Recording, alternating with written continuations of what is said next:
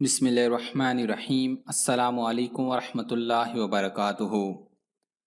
دوستو، قدرت نے سبزیوں کی صورت میں ہمیں جو نعمتیں عطا کی ہیں ان میں ایک انمول نعمت چکندر بھی ہے، جس کا ذکر طب نبوی صلی اللہ علیہ وآلہ وسلم میں بھی متعدد بار ملتا ہے۔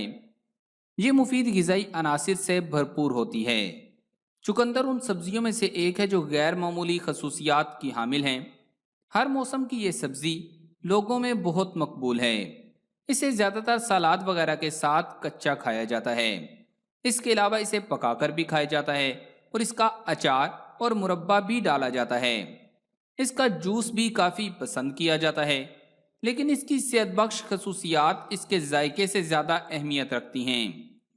طبی تاریخ دانوں کے مطابق چکندر 800 قبل مسیح میں بھی استعمال ہو رہی تھی اور 300 قبل مسیح میں اس کے استعمال ہونے کے آثار نیدرلینڈ اور مصر سے ملے ہیں۔ یونانیوں نے 300 سال قبل مسیح میں چکندر کی کاشت کی تھی۔ انہوں نے پودے کی جڑیں استعمال نہیں کی، صرف پتے کھائے۔ اس کے باوجود وہ جڑ کا احترام کرتے تھے اور اپنی مذہبی عبادات میں اپنے دیوتا کو پیش کرتے تھے۔ قدیم زمانے میں اسے زخموں اور چوٹوں کے مرہم کے لیے بھی استعمال کیا جاتا تھا۔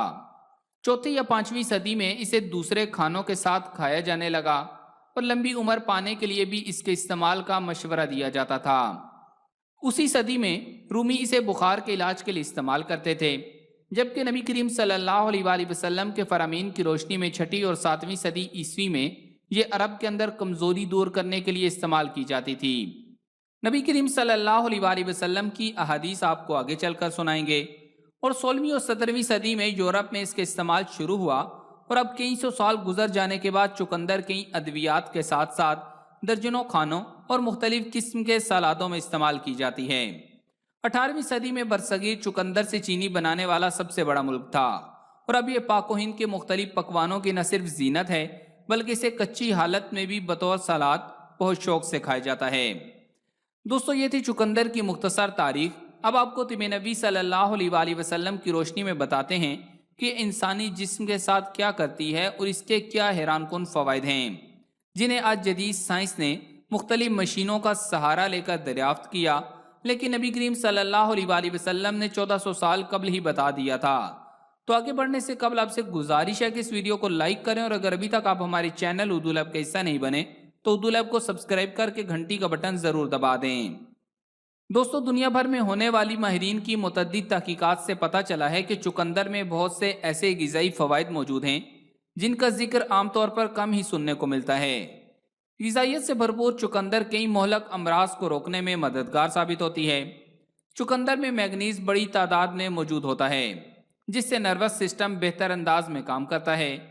چکندر کو لال رنگ دینے والے اجزاء قوت مدافعت میں اضافہ کرتے ہیں اور بیماریوں سے بچنے میں کردار ادا کرتے ہیں۔ یہ کینسر سیلز کو جنم لینے سے بھی روکتے ہیں۔ اس کے علاوہ یہ یرقان، فوڈ پوائزننگ اور ہیپاٹائٹس جیسی بیماریوں کی شدت کم کرنے میں بھی مدد کرتے ہیں۔ اس کا جوس آنکھوں کے لیے انتہائی مفید ہے کیونکہ اس میں بیٹا کیروٹین ہوتا ہے۔ چکندر کے جوس میں بہت زیادہ مقدار میں موجود وٹامن اے آنکھوں، جگر، جلد، ہڈیوں اور دانتوں کے لیے بہت ہی اہم ہے۔ اس کے علاوہ اس میں vitamin C, B, E, D, proteins, potassium, calcium, iron, copper اور بہت سے دوسرے لازمی اجزاء پائے جاتے ہیں، جن میں ہر ایک کے اپنے اپنے فوائد ہیں۔ ماہرین صحت کے مطابق بیماری کے بعد لوگ کمزوری کو دور کرنے کے لیے گلوکوز کی بجائے چکندر کا استعمال کریں تو زیادہ افاقہ ہوگا۔ چونکہ چکندر میں شکر موجود ہوتی ہے، شکر اور نشاستہ کی خواہ کوئی بھی قسم ہو جسم کے اندر جا کر ایک مختصر عمل کے بعد گلوکوز میں تبدیل ہو جاتی ہے، اور شکر کی یہ مقدار نقصان دہ بھی نہیں ہوتی۔ اس لیے چکندر میں شکر کی موجودگی کمزوری کے لیے یقیناً فائدہ مند ہوتی ہے، اور یہی بات حدیث مبارکہ میں نبی کریم صلی اللہ علیہ وآلہ وسلم نے ارشاد فرمائی۔ حضرت ام منذر بنت قیس رضی اللہ تعالیٰ عنہ فرماتی ہیں کہ حضور اکرم صلی اللہ علیہ وآلہ وسلم ہمارے پاس تشریف لائے۔ آپ صلی اللہ علیہ وآلہ وسلم کے ساتھ حضرت علی رضی اللہ تعالیٰ عنہ بھی تھے، جو ابھی بیماری سے صحتیاب ہوئے تھے۔ ہمارے ہاں کھجور کے خوشے لٹک رہے تھے۔ نبی کریم صلی اللہ علیہ وآلہ وسلم ان خوشوں سے تناول فرما رہے تھے۔ حضرت علی رضی اللہ تعالیٰ عنہ نے بھی کھانے کے لیے کھجور لی تو نبی کریم صلی اللہ علیہ وآلہ وسلم نے فرمایا، علی رک جاؤ، تم ابھی تو تندرست ہوئے ہو، یعنی ابھی کمزوری ہے، اس لیے معدہ ہضم نہ کر سکے گا۔ منذر رضی اللہ تعالی عنہ فرماتی ہیں میں نے نبی کریم صلی اللہ علیہ وآلہ وسلم کے لیے چکندر اور جو تیار کیے تو نبی کریم صلی اللہ علیہ وآلہ وسلم نے فرمایا اے علی یہ لو، اس سے تمہیں زیادہ فائدہ ہوگا۔ اسی طرح سہل بن سعد رضی اللہ تعالیٰ عنہ سے روایت ہے کہ ہم لوگوں کو جمعہ کے دن آنے کی بہت خوشی ہوتی تھی، اس لیے کہ ایک بڑھیا تھی جو چکندر کی جڑیں جنہیں ہم اپنی کیاریوں میں لگاتے تھے اس کو اکھیڑ کر اپنی دیگ میں ڈالتی اور اس میں جو کے کچھ دانے بھی ڈال دیتی تھی۔ میں یہی جانتا ہوں کہ اس میں چکنائی یا چربی نہیں ہوتی تھی۔ جب ہم جمعہ کی نماز پڑھ لیتے تو اس بڑھیا کے پاس آتے، وہ ہم لوگوں کے پاس وہی چکندر لا کر رکھ دیتی تھی۔ جمعہ کے دن کی خوشی ہمیں اس سبب سے ہوتی تھی اور ہم لوگ جمعہ کی نماز کے بعد ہی کھانا کھاتے اور کیلولا کرتے تھے۔ اسی طرح طبی ماہرین کہتے ہیں کہ بواسیر، جوڑوں کے درد، سر درد اور پرانی قبض کے لیے بھی چکندر بہت مفید ہے۔ ایک درمیانی چکندر پتوں سمیت کاٹ کر 1.5-2 کپ پانی میں ابال اور چھان کر 1 پیالی نہار منہ پینے سے فائدہ ہوتا ہے۔ صرف چکندر کاٹ ابال کر اس کا پانی پیالی بھر پینا بھی مفید ہے۔ اس سے پرانی قبض دور ہو جاتی ہے اور بواسیر کی شدت میں کمی آ جاتی ہے۔ اسی طرح جوؤں کے لیے چکندر کے پتے، ڈنٹھل اور ایک چکندر کاٹ کر پانی میں خوب جوش دیجیے اور اس سے بال دھوئیے، جوئیں آئندہ نہیں ہوں گی۔ 1 ماہ مسلسل بالوں میں یہی عمل دہرائیے۔ خشکی کے لیے ایک چکندر پتوں سمیت پانی میں ابال کر سر پر خوب ملیے، آدھے گھنٹے بعد سر دھو لیجیے۔ ہفتے میں 2 بار یہ عمل کیجیے، اس سے خشکی دور ہو جائے گی۔ چکندر کا تیل، 2 بڑے چکندر لے کر انہیں کاٹ لیجیے، گول قتلے کر کے 1 کلو سرسوں کے تیل میں خوب جلائیے۔ جب قتلے سیاہ ہو جائیں تو اتار کر ٹھنڈا کر کے چھان لیجیے۔ یہ تیل سر میں روزانہ لگائیے، اس سے بال مضبوط اور گھنے ہوں گے۔ سیاہ داغوں اور چھائیوں کے لیے چکندر کے پانی میں ابال کر منہ دھونے یا منہ پر روئی سے یہ پانی لگا کر 5 منٹ منہ دھونے سے فائدہ ہوتا ہے۔ اس کے مسلسل استعمال سے داغ دور ہو جاتے ہیں۔ دانت کے درد کے لیے چکندر کے پتوں کا پانی نکال کر اس سے غرارے کیے جائیں یا اسے انگلی پر لگا کر مسوڑوں پر ملا جائے تو دانت کا درد دور ہو جاتا ہے۔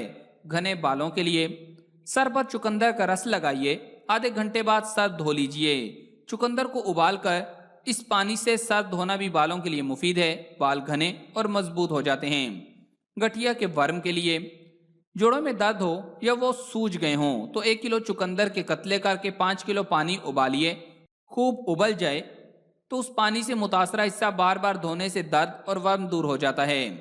جوڑوں کے درد کے لیے تیل، چکندر لے کر دھو لیجیے، پتوں سمیت ان کا 1 کلو پانی نکالیے۔ اسی طرح ارانڈ پتوں کا پانی ½ کلو نکال لیجیے۔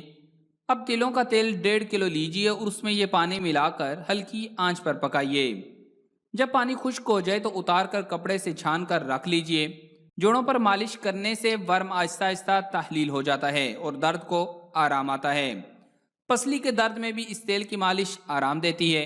کان میں دانا یا پھنسی ہو، درد رہتا ہو تو اس تیل کے 2-4 قطرے کان میں ڈالنے سے آرام آ جاتا ہے۔ دن میں 3 بار ڈالیے۔ تو پیارے دوستوں، ہم امید کرتے ہیں کہ آپ کو آج کی اس ویڈیو سے بہت سی مفید معلومات ملی ہوں گی۔ تو اس ویڈیو کو لائک کر کے صدقہ جاریہ کی نیت سے فیس بک اور واٹس ایپ پر زیادہ سے زیادہ شیئر کر دیں۔ جزاک اللہ۔